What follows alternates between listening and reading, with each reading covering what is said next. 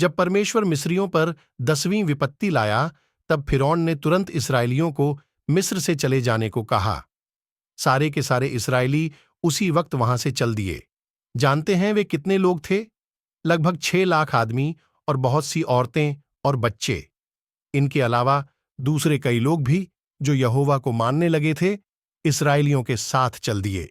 वे सभी अपने साथ अपनी भेड़ बकरियों और गाय बैलों को भी ले गए। निकलने से पहले इस्राएलियों ने मिस्री लोगों से कपड़े और सोने चांदी की चीजें मांगी।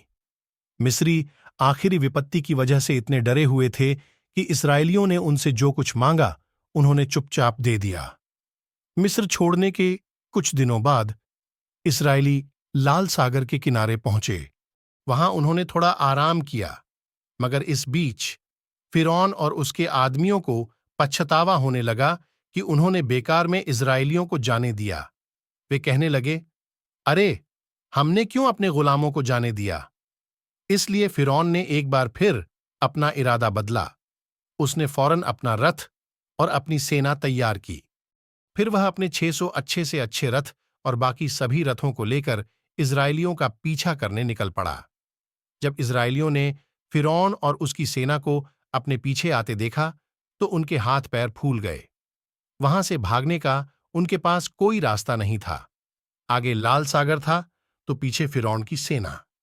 लेकिन तभी यहोवा ने एक चमत्कार किया।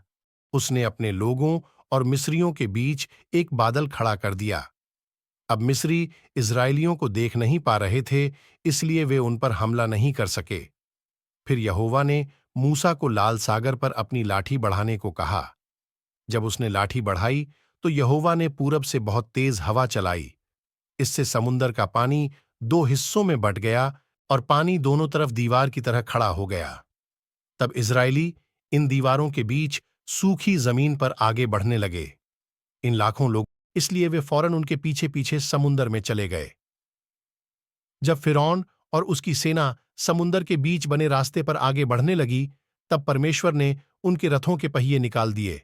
इससे मिस्री डर के मारे कांपने लगे और कहने लगे, यहोवा इस्राएलियों की तरफ से हमारे खिलाफ लड़ रहा है, आओ हम लौट चलें। लेकिन तब तक बहुत देर हो चुकी थी। उसी समय यहोवा ने मूसा से कहा कि वह फिर से लाल सागर पर अपनी लाठी बढ़ाए, जैसा कि आपने तस्वीर में देखा। जब मूसा ने अपनी लाठी बढ़ाई तो पानी की दीवारें गिर गईं और समुंदर फिर से एक हो गया। मिस्री अपने रथों के साथ समुंदर में डूब गए। उनमें से एक भी जिंदा नहीं बचा। परमेश्वर ने अपने लोगों को बचा लिया। सारे इस्राएली खुशी से झूम उठे। सभी आदमियों ने यहोवा का शुक्रिया अदा करने के लिए यह गीत गाया। यहोवा ने क्या ही शानदार जीत हासिल की। उसने घोड़ों के साथ साथ उनके सवारों को भी समुंदर में डुबो दिया।